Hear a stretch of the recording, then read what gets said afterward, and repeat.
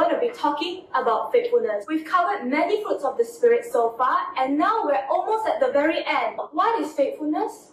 Well, faithfulness means having complete trust in someone. So today, we're talking about having complete trust in God. But first, we're going to introduce to you the 12 disciples. Are you ready? Well, cue music and let's go! There were 12 disciples Jesus called to help him. Simon, Peter, Andrew, James, his brother John, Philip, Thomas, Matthew, James the son of Alphaeus, Thaddeus, Simon, Judas, and Bartholomew.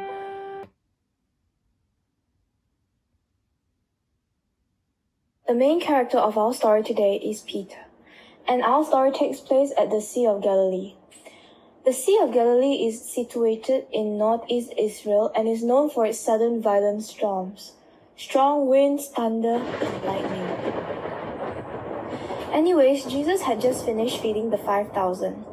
After he sent his disciples across the Sea of Galilee in their boat, he went back up onto the mountainside to pray. While the disciples' boat was far from the shore, the strong wind caused the waves to pound against it. Shortly before dawn, which means the sun hasn't risen yet, so it was still very, very dark, Jesus went out to them walking on the lake. When the disciples saw him walking on the lake, they were terrified, and they cried out in fear, "What's that?"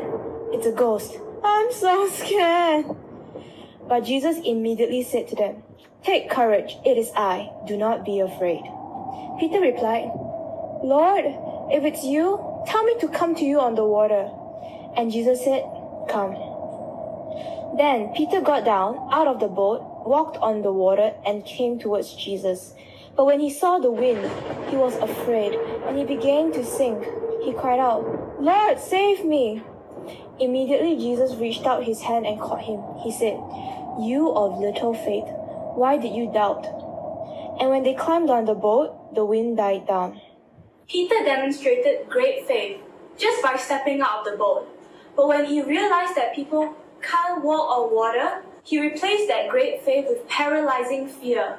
Faith is sometimes a difficult concept to understand. So let's do this activity together. It's called the trust fall. So, if you're alone now, please go call a sister, a brother, or your parents, or someone that you trust to be here with you. Don't do this by yourself when you're alone.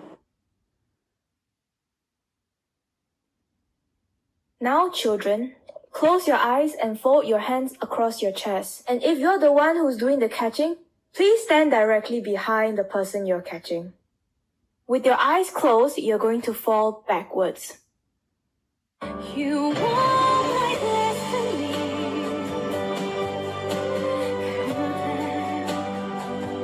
You want my destiny. So, did you have enough faith to fall backwards without fear? If yes, it's because you knew your parents or your friends or your siblings would be behind you to catch you.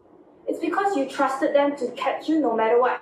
This shows that you have faith in them. In order to show faithfulness, you must first have faith. Hebrews chapter 11 verse 1 says, "Now faith is the substance of all things hoped for, the evidence of things not seen." Like Peter, he could not really see what was going on around him because it was so dark. He couldn't even see where Jesus was or if it really was Jesus on the water. But still, he took his step of faith and stepped onto the water anyway. He may have doubted a little bit, but once he regained his faith, he could continue walking on the water. Faithfulness is so very important to God. It requires us to submit all that we have and all that we are to Him. God is always faithful to us. Even if we can't see Him there, He is always there. And in the same way, we should also always be faithful to Him. It's easy to be faithful when times and circumstances are good. It is only when trials and challenges come into our lives that the real test of faithfulness begins. The memory verse for today is 2 Corinthians chapter 5 verse 7.